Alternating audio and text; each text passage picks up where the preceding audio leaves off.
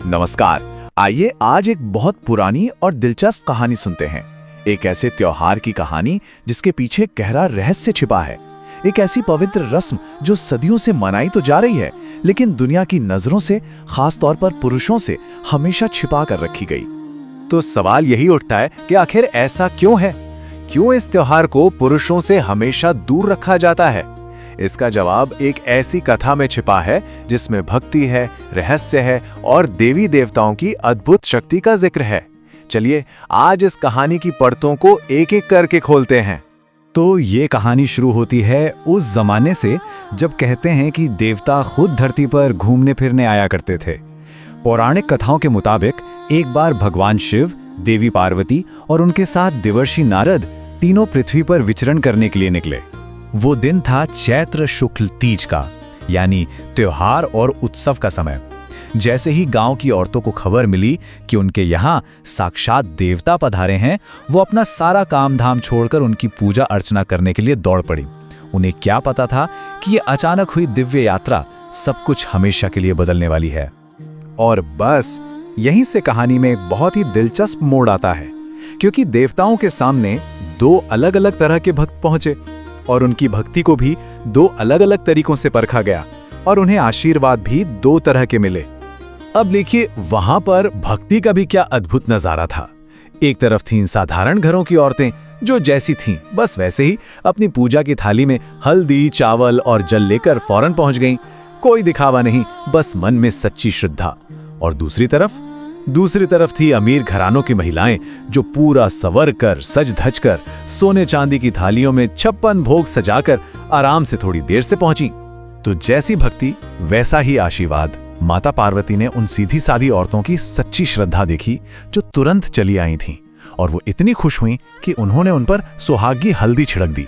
ये आशीर्वाद पवित्र तो था, पर एक तरह से अस्थायी कृपा का प्रतीक था। लेकिन जब अमीर औरतें आई तो शिवजी ने पूछ लिया, पार्वती अब इन्हें क्या दोगी? तुम्हारे पास तो सब कुछ खत्म हो गया। तब पार्वती जी ने अपनी उंगली चीरकर अपने खून की बूंदों से उन्हें आशीर्वाद दिया, और ये प्रतीक बना एक अटूट, एक हमेशा हमेशा के सौभाग्य का। लेकिन रुकिए, कहानी अभी यहीं खत्म नहीं हुई है।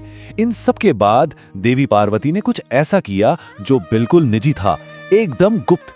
एक ऐसा व्रत जो सिर्फ और सिर्फ शिवजी के लिए था।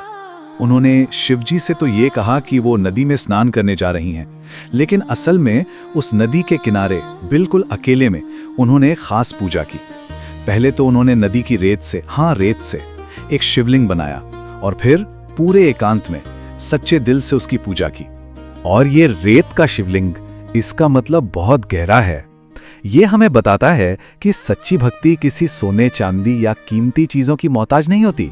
वो तो अंदर से आती है, जमीन से जुड़ी होती है। भक्ति का सबसे सच्चा, सबसे खरा रूप। अब आता है कहानी का सबसे जादुई, सबसे हैरान कर देने वाला हिस्सा। जब पार्वती जी अपनी गुप्त पूजा करके लौटी तो उन्हें देर हो गई थी, और अपने इस राज को बचाने के लिए उन्हें एक माया रचनी पड़ी। जब शिवजी ने पूछा कि इतनी देर क्यों हो गई, तो पार्वती जी ने एक बहाना बनाया। बोली, नदी किनारे मेरे मायके वाले मिल गए थे, भाई भाभी। उन्होंने दूध भात खाने के लिए रोक लिया, बस इसीलिए देर हो गई। वो अपनी उस पूजा को किसी भी कीमत पर गुप्त रखना चाहती थीं। और यहीं पर उनकी भक्ति की असली ताकत दुनिया के सामने आई। अपने पतिव्रता धर्म की शक्ति से उन्होंने ठान लिया कि इस बहाने को सच करके ही रहेंगे। शिवजी ने भी कह दिया, अच्छा चलो, हमें भी दूध भात खाना है, और वो उसी जंगल की तरफ चल दिए। अब पार्वती जी तो घबरा गईं, पर मन ही मन भगवान को याद करती हुई उनके पीछे पीछे चलती रहीं। और फिर एक चमत्कार हुआ। वो जैसे ही जंगल में पहुंचे, अरे वहां तो सच में एक शानदार आलीशान महल खड़ा था, और उस महल में पार्वती जी के भाई भाभी भी मौजूद थे, जिन्होंने दोनों का खूब स्वागत सत्कार किया। सोचिए जरा, उनकी भक्ति की शक्ति ने एक झूठ को सच में बदल दिया, एक पूरे के पूरे महल को खड़ा कर दिया। उस मायावी महल में 3 दिन रुकने के बाद वो लोग आगे बढ़ गए। लेकिन राज तो राज होता है, वो कब तक छिपता, और इसे खोलने का काम मिला देवर्षि नारद को। थोड़ा आगे जाकर शिवजी, जो कि अंतर्यामी थे, सब जानते थे, वो बोले, अरे मैं अपनी माला तो पार्वती के मायके में ही भूल आया। और उन्होंने नारद जी से कहा कि जाकर वो माला ले आएं। वो अच्छी तरह जानते थे कि नारद को वहां क्या मिलने वाला है। लेकिन जब नारद जी उस जगह पहुंचे तो वो हैरान रह गए, चौंक गए। वहां कोई महल कुछ भी नहीं था। दूर दूर तक महल का कोई नामो निशान नहीं था, तो बस एक घना डरावना जंगल जिसमें जंगली जानवर घूम रहे थे। नारद जी तो घबराकर भागे भागे वापस आए और शिव जी को सारी बात बताई। ये सुनकर शिव जी मुस्कुरा दिए। उन्होंने समझाया, नारद, पार्वती अपनी पूजा को गुप्त रखना चाहती थी। उसका पतिव्रता धर्म और उसकी भक्ति में इतनी शक्ति है कि अपने इस छोटे से राज को बचाने के लिए उसने एक मायावी महल ही बना डाला। ये सुनकर नारद जी तो दंग रह गए। वो पार्वती जी की भक्ति की शक्ति से इतने प्रभावित हुए कि उन्होंने इस गुप्त पूजा को अपना आशीर्वाद दिया और कहा कि अगर किसी पूजा की पवित्रता बचानी हो तो उसे गुप्त रखना ही सबसे उत्तम है। और बस इसी पुरानी कथा की परछाई आज भी हम पर है।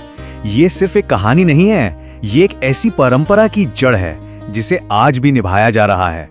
तो अब समझ आया, इसी कहानी की वजह से गणगौर तीज की ये पूजा आज भी सिर्फ महिलाएं ही करती हैं, देवी पार्वती के उस गुप्त व्रत के सम्मान में। ये माना जाता है कि पूजा को गुप्त रखने से उसकी पवित्रता, उसकी शक्ति बनी रहती है और ये साझा राज कहीं ना कहीं औरतों को आपस में और भी मजबूती से जोड़ता है, जो पीढ़ी दर पीढ़ी चली आ रही एक आध्यात्मिक ताकत है। तो इस पूरी कहानी का निचोड़ क्या है?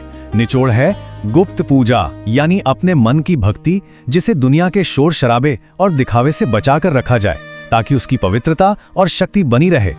और ये कहानी हमें एक सवाल के साथ छोड़ जाती है कि हमारी अपनी परंपराओं में ऐसे न जाने कितने राज छिपे होंगे, है ना?